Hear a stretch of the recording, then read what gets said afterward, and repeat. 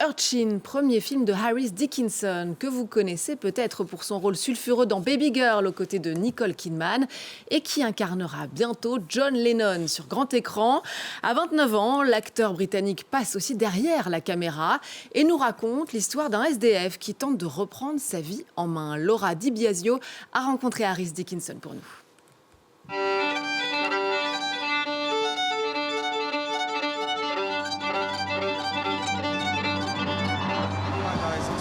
I was wondering if you've got any spare change? For how long was you sleeping in the streets? 5 years. Young male with previous convictions, history of violence. Do you have any family at all? Parents around? Harris, bonjour. Félicitations pour Urchin. C'est un premier film remarquable.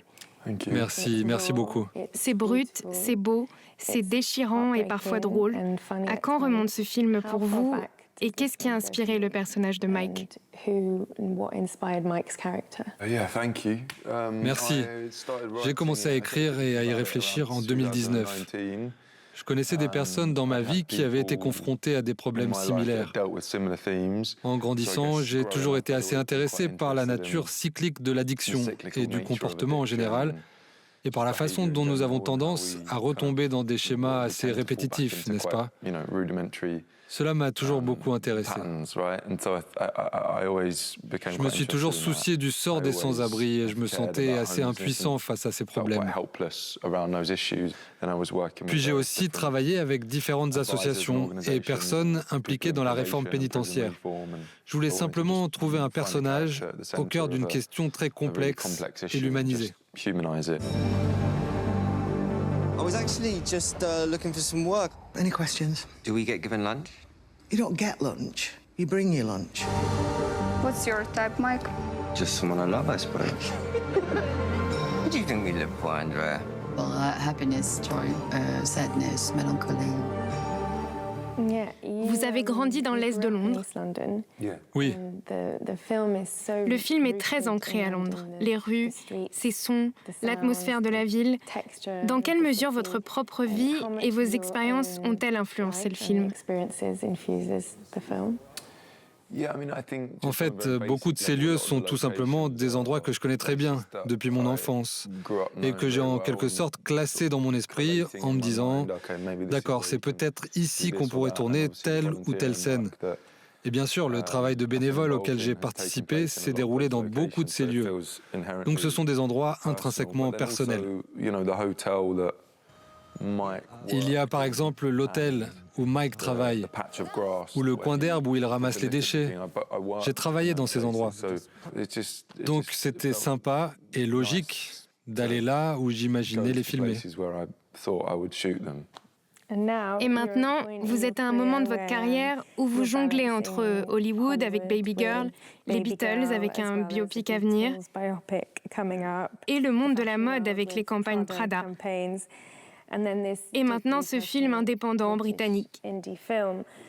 Ça part un peu dans tous les sens, n'est-ce pas?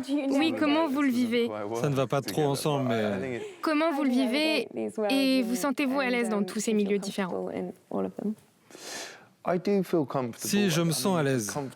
J'ai 30 ans maintenant et petit à petit, je me suis orienté vers les domaines qui m'intéressent et je commence à me sentir un peu plus sûr de moi. Tous les réalisateurs de films d'auteur avec lesquels j'ai eu la chance de travailler m'ont également inspiré et donné envie de me lancer et faire mes propres projets. Mais j'ai l'impression qu'il y a deux personnalités très distinctes en moi quand je joue et quand je réalise. C'est pourquoi j'ai trouvé ça difficile de jouer dans mon propre film. Ça ne me semblait pas la bonne chose à faire. Et je respecte les gens qui le font, comme Xavier Dolan, Rainer Fassbinder, Bradley Cooper. Mais les gens qui arrivent à se diriger eux-mêmes pour une grande partie d'un film, je trouve ça très impressionnant.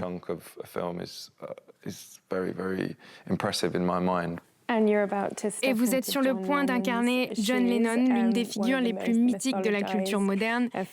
J'ai lu que Jeremy Allen White, avec qui vous avez travaillé sur Iron Claw, vous avez parlé de son anxiété à l'idée d'incarner lui-même une icône dans Springsteen. Comment vous sentez-vous à l'idée de jouer un Beatle et comment vous préparez-vous? Oui, Jérémy et moi avons dîné ensemble, juste avant que je commence à jouer les Beatles. Et il se préparait à jouer Bruce Springsteen. Je pense que l'anxiété inévitable liée au fait d'incarner une icône et de jouer quelqu'un avec autant de notoriété sera toujours présente. Mais en même temps, j'ai eu beaucoup de temps pour comprendre John Lennon. Le travail est là. J'ai eu le temps de me l'approprier, donc j'ai l'impression de simplement jouer un personnage maintenant. J'ai essayé d'évacuer la pression liée à l'héritage et de simplement trouver ma voie. Et j'accepte que je ne pourrai pas satisfaire tout le monde ou plaire à tout le monde d'une certaine manière. Eh bien, on a hâte de voir ça. Harris, merci beaucoup. Merci.